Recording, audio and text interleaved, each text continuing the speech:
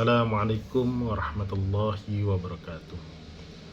Selamat datang di kajian usul fiqh. Pada kesempatan kali ini kita akan membahas 3 konsep penting yang menjadi dasar dalam memahami hukum Islam, yaitu ada amar, lafal am atau umum, ya, mutlak, muqayyad. Mari simak penjelasannya dengan baik, karena pemahaman ini sangat membantu kita dalam menggali hukum Al-Quran dan hadis secara tepat. Yang pertama adalah amar. Kalau dari secara bahasa, ya, amar itu berarti perintah.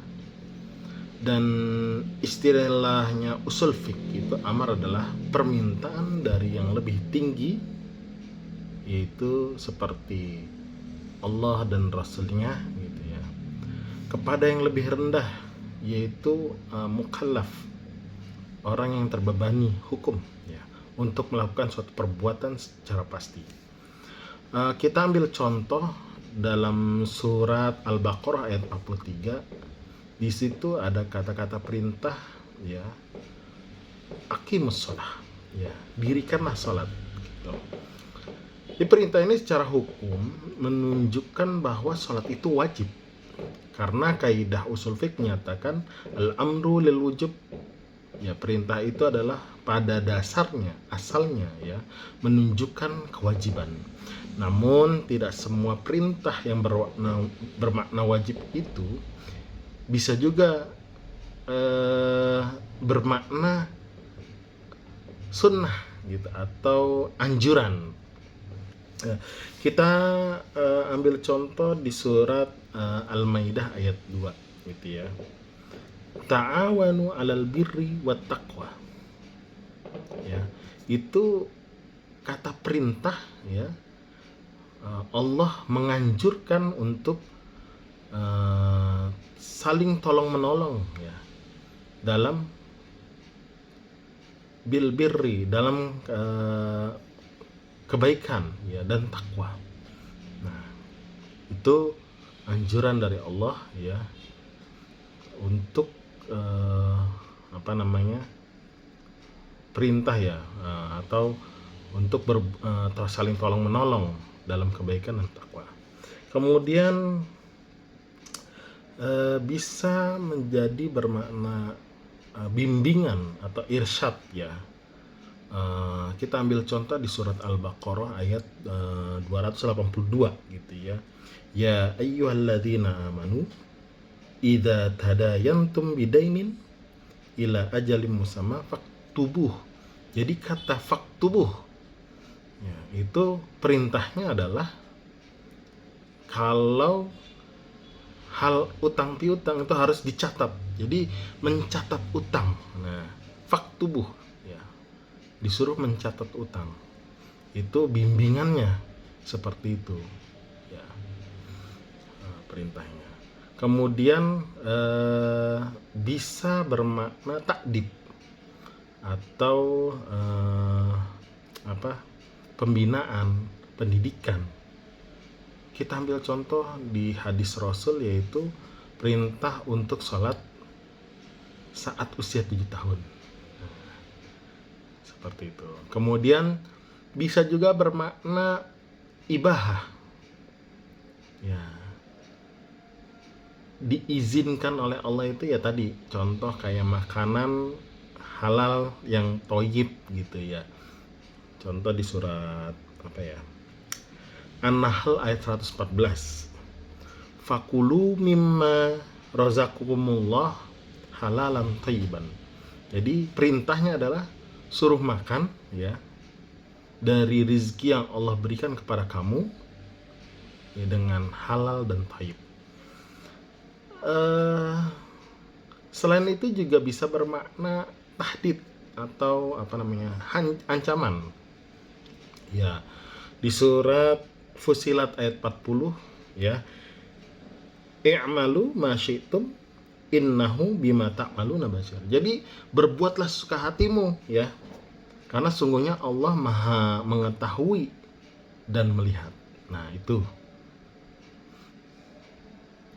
uh, salah satunya gitu ya. Nah, kita selanjutnya akan membahas tentang lafal am atau lafal umum. Lafal umum adalah kata yang mencakup semua anggota jenis yang disebut tanpa batasan. Kita ambil contoh di surat Ali Imran ayat 185. Di situ ada kata kullun, kullu nafsin za'iqatul maut. Jadi terjemahnya itu setiap jiwa pasti akan merasakan mati. Ya. Kata kullu itu menunjukkan bahwa setiap atau semua makhluk yang bernyawa pasti akan mati. Dalam terjemahannya itu seperti itu, tanpa terkecuali. Jadi lafal umum yang bisa dikenali dari kata kullun atau setiap, atau kata jami seluruh,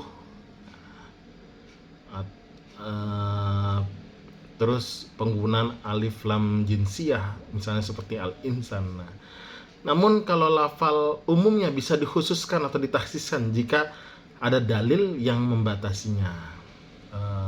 Jadi kita ambil contoh, misalkan ya,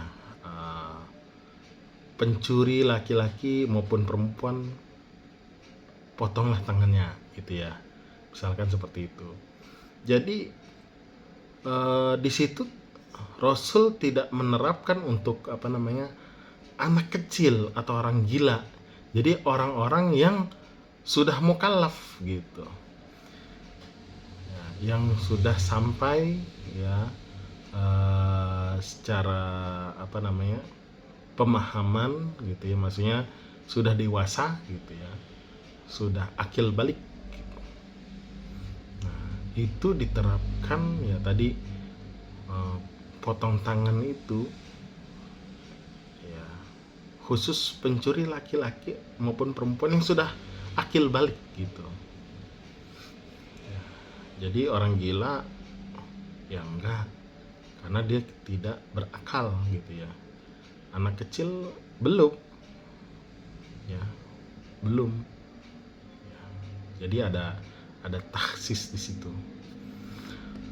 Nah, adapun yang terakhir itu adalah kita membahas konsep mutlak muqayyad gitu ya. Jadi mutlak adalah lafal yang tidak memiliki batasan sifat atau syarat tertentu. Sedangkan sementara muqayyad adalah lafal yang dibatasi sifat syarat tertentu. Kita ambil contoh adalah di surat Al-Mujadalah. Ya, fatahriru raqabah, bebaskan seorang budak gitu. Itu mutlaknya, contoh mutlak ya. Kalau muqayyadnya adalah contohnya fatahriru raqabatin mu'minah, ya, bebaskan budak yang beriman.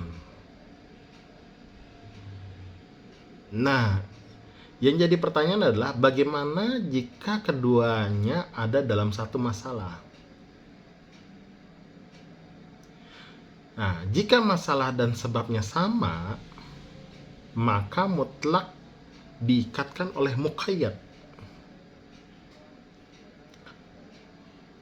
Nah, contoh di sini tadi di ayat di atas tadi adalah tentang hudud ya, atau sanksi gitu ya.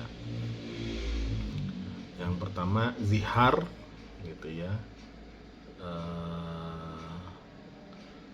kalau nggak salah zihar, dan ayat tentang kalau nggak salah itu ya membunuh tidak sengaja ya, maka dia membebaskan budak gitulah gitu, diantaranya. Nah itu bisa diikatkan oleh muqayyad.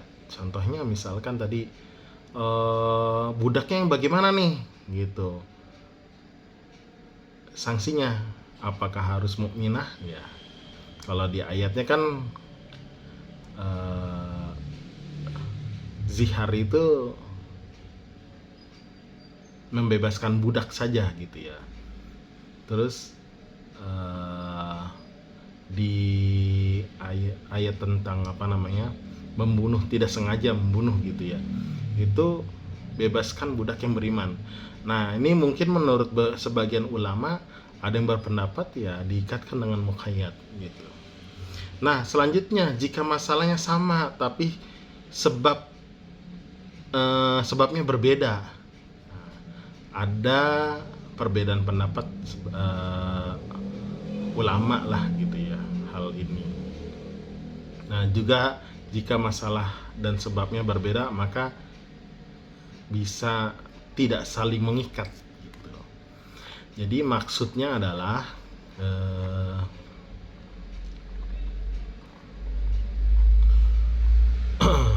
dari tadi muqayyad dan mutlak dan muqayyad itu ya, secara bahasa kan tadi bebas, lepas dari ikatan. Jadi dalam usul fiqh itu lafal yang menunjukkan makna umum tanpa ada batasan sifat tertentu ya itu disebut mutlak gitu ya. Nah, tadi yang diambil adalah kata rokobah itu budak, di sini tuh mutlak karena tidak disebutkan syarat budak itu beriman atau itu laki-laki ataukah perempuan atau sehat atau cacat. Nah, itu nggak disebutkan. Tapi kalau muqayyad itu secara bahasa tadi kan terikat, ada batasan dan syaratnya gitu ya. Nah, dalam usul fikih itu lafal yang maknanya dibatasi oleh sifat atau syarat tertentu ya itu disebut namanya muqayyad ya.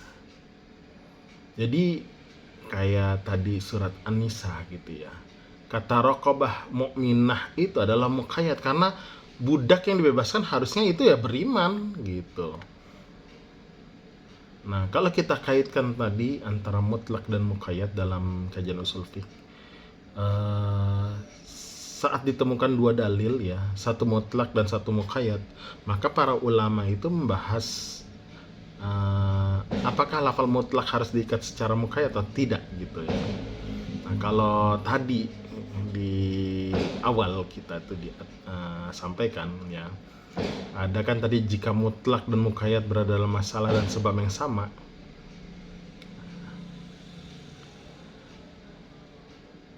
Jadi kalau kita ambil contoh misalkan tadi di surat yang tadi ya, kedua ayat di atas ya, kayak surat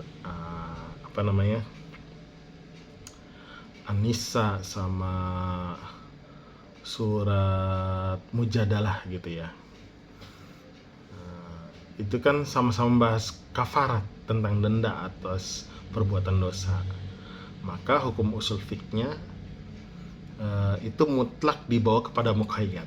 Jadi artinya ayat yang hanya menyebut budak mutlak ditafsirkan dengan ayat menyebut budak beriman, maka harus budak yang beriman untuk sebagai kafaratnya gitu.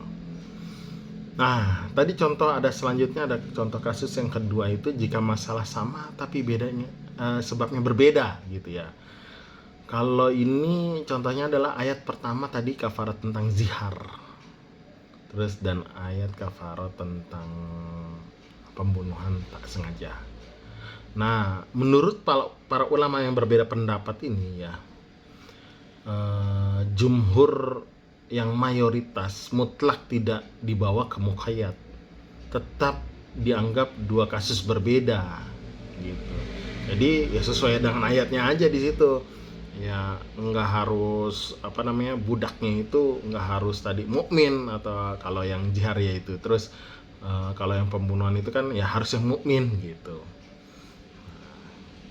Seperti itulah contohnya. Tapi kalau menurut mazhab Hanafiyah harus tetap dibawa ke muqayyad gitu. Ya, ada yang terakhir itu kasus ketiga, masalah dan sebabnya berbeda. Nah, maka semua ulama sepakat tidak saling mempengaruhi gitu ya. Jadi emang nggak saling mempengaruhi, udah gitu. Mungkin hikmah dan kegunaan dari mutlak tadi itu menunjukkan kemudahan syariat, tidak memberatkan dengan syarat gitu ya. Tapi kalau muqayyad menunjukkan kehati-hatian dalam penerapan hukum. kedua-duanya itu digunakan bersama agar hukum yang diterapkan sesuai dengan konteks dan adil. Mungkin itu ya yang bisa disampaikan di kesempatan kajian hari ini. Mudah-mudahan bermanfaat. Jangan lupa di like, share, di subscribe. Mudah-mudahan bermanfaat. Kurang lebihnya mohon maaf. Al-haqqu min rabbik fala takunanna minal mumtarin. Billahi taufiq wal hidayah. Wassalamualaikum warahmatullahi wabarakatuh.